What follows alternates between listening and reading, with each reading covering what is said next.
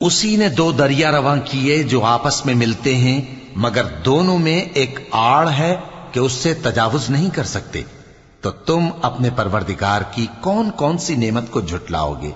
ان دونوں دریاؤں سے موتی اور مونگے نکلتے ہیں، تو تم اپنے پروردگار کی کون کون سی نعمت کو جھٹلاؤ گے؟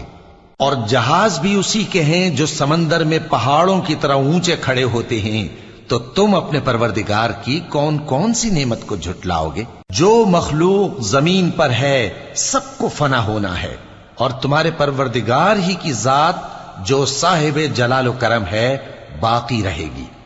تو تم اپنے پروردگار کی کون کون سی نعمت کو جھٹلاؤ گے؟ آسمان اور زمین میں جتنے لوگ ہیں سب اسی سے مانگتے ہیں، وہ ہر روز کسی نہ کسی کام میں ہوتا ہے، تو تم اپنے پروردگار کی کون کون سی نعمت کو جھٹلاؤ گے؟